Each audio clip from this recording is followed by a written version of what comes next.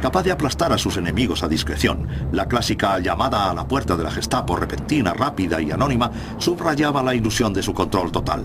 Como parte de esto, Miller avivaba la creencia de que la Gestapo estaba en todas partes.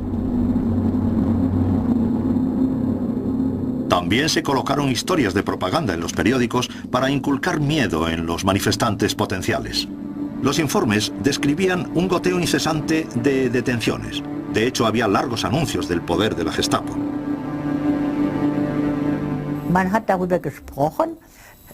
Hablábamos de cómo la Gestapo observaba a la gente y se aseguraba de que nadie decía nada malo sobre el régimen. La gran baza de la Gestapo era la publicidad, o más específicamente, la propaganda que la rodeaba. El mito de que la Gestapo estaba ahí, que estaba en todas partes, para que cuando cualquier alemán hiciera un comentario siquiera un poco contrario al régimen, mirara sobre su hombro, y se conocía como la mirada alemana, Die Deutsche Blick. De hecho, el conocimiento de la Gestapo era menos completo de lo que implicaba su imagen meticulosamente cuidada. Pero la acumulación de información seguía siendo mucho mayor de la que se podría esperar de un grupo tan pequeño de oficiales. ¿Cómo lo hacían? La respuesta está en estos archivos. Meticulosamente cuidados, recopilaron millones de fichas con información personal. Y la mayoría de esta llegó a la Gestapo por informadores. Fue el público alemán el que hizo gran parte del trabajo de la Gestapo. Los oficiales estaban encargados sobre todo de analizar y cotejar los datos que llegaban. Dije, ¿qué te pasa? A un sastre de unos 50 años. Y me dijo que su hija les había denunciado a su mujer y a él. Quería casarse con un hombre de las SS y los padres no querían, así que fue a la Gestapo y arrestaron a los padres. No eran solo temas personales. Había mucha gente más que dispuesta a denunciar a sus vecinos si hacían comentarios en contra del régimen de Hitler. Algunos lo hicieron con la creencia de que el futuro de Alemania era más importante que el destino de los individuos. Otros lo hicieron por envidia o venganza. Y aún más, lo hicieron para salvarse a sí mismos o a sus familias. Como se sabía que las sospechas de la Gestapo llevaban a los campos de concentración, la palabra de un oficial era todo lo que se necesitaba. Y enseguida todo el mundo supo que la Gestapo igualaba la piedad con la debilidad y consideraba la debilidad fatal para el régimen. Era horrible que te arrestaran. Significaba la muerte. Siempre oíamos, fulanito ha desaparecido. Oficialmente no te permitían hablar de ello. Pero la mayoría lo hacíamos y sabíamos lo que significaba. Reinaba una sensación horrible de estar indefenso y de humillación. Crueldad. Crueldad. ¿Cómo podían llegar idiotas tan grandes a la posición de poder torturar a otro ser humano? Era una amenaza. Fue realmente el símbolo de lo que el régimen nazi era. Se podría decir que lo sentías como el puño de los nazis. La fama de la Gestapo quedó firmemente establecida y la oposición al partido nazi fue aplastada enseguida. A finales de los años 30, la Gestapo había purgado a Alemania de toda resistencia visible. Fue el momento en que los líderes pensaron que podrían cumplir su verdadero destino y dar forma al futuro de un Reich milenario. Heydrich puso en palabras la nueva tarea de la Gestapo. La policía del Estado Socialista Nacional cumplirá sobre todo la tarea de reconstruir la sociedad del pueblo desde la base, según los preceptos del liderazgo político. El ideal nazi era el Volksgemeinschaft, la sociedad del pueblo. Esta sociedad estaría basada en la igualdad, la unidad y la armonía social, pero solo para aquellos lo suficientemente buenos. Requería absoluta conformidad. La tarea de la Gestapo era hacer listas de aquellos cuyas acciones les incapacitaban. Las faltas que hacían ingresar en las listas eran muchas y variadas. No se esperaba que la Gestapo persiguiera a los que figuraban en las listas. Simplemente había demasiados y la tarea se delegó en las fuerzas policiales locales.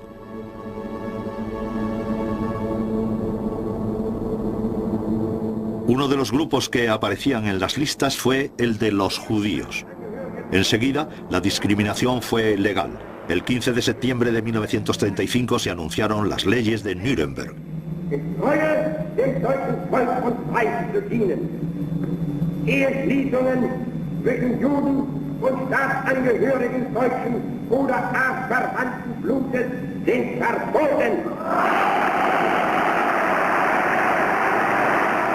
La discriminación de los judíos tenía ya una base oficial: las leyes raciales. La gente no necesitó ánimos.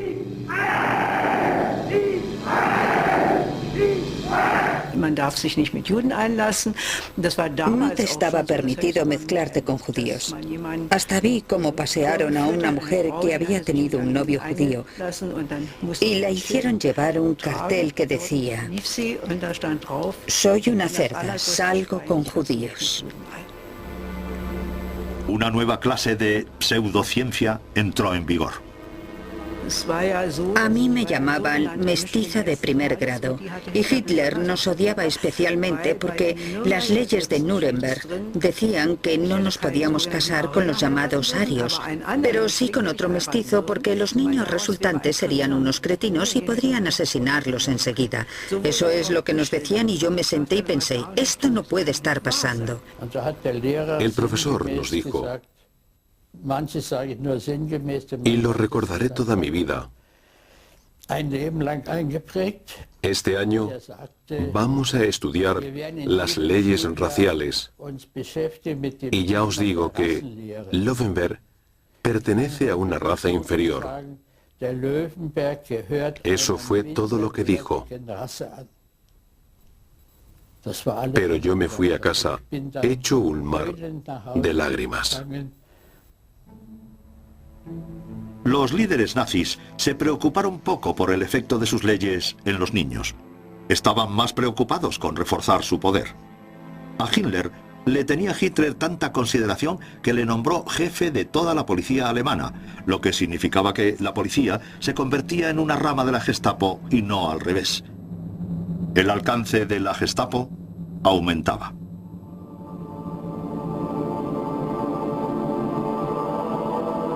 La Gestapo era tan efectiva en sus tareas nacionales que a finales de los años 30 estaban listos para extender sus alas. Y Hitler tenía preparado un nuevo papel para ellos.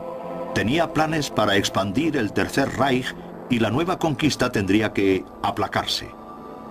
Hitler asignó a la Gestapo la tarea de desmantelar toda resistencia en el extranjero. Heydrich preparó los planes.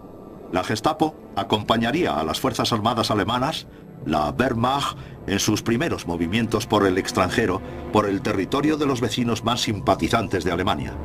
Müller asignó a sus oficiales de mayor confianza la composición de listas secretas de los que podrían causar problemas. Serían detenidos y eliminados en cuanto empezara el movimiento militar. Austria, en marzo de 1938, fue la primera en quedar anexionada.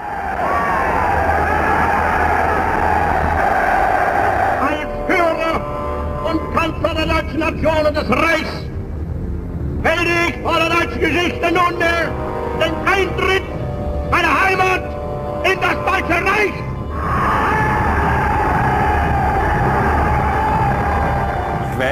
Lo único que sé es que la primera noche detuvieron a las antiguas autoridades de entre 1934 y 1938 y a todos los de la izquierda, comunistas, socialdemócratas y liberales.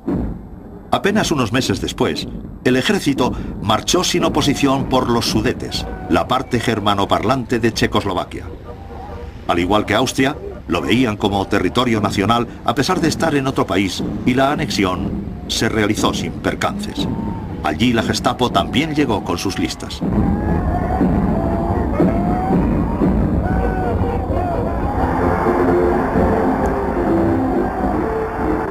Luego siguieron hasta Praga. Con los Sudetes bajo control, era fácil hacerse con la capital checa también. Hitler había expandido el Reich prácticamente sin oposición, y mientras la Gestapo limpiaba los nuevos territorios de cualquier rastro de oposición, su popularidad se alzaba a nuevas cotas.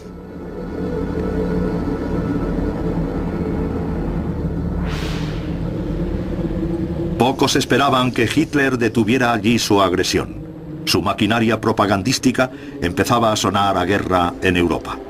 Y en el cuartel general de la Gestapo, los planes ya estaban trazados. Heydrich, Müller y un grupo pequeño de oficiales de la Gestapo de confianza estaban preparando la Operación Tannenberg. Era un complot brutal y despiadado con la intención de engañar tanto al público alemán como al mundo entero. Se le había encomendado a la Gestapo el trazado de un plan que llevaría a Europa y finalmente al mundo entero a la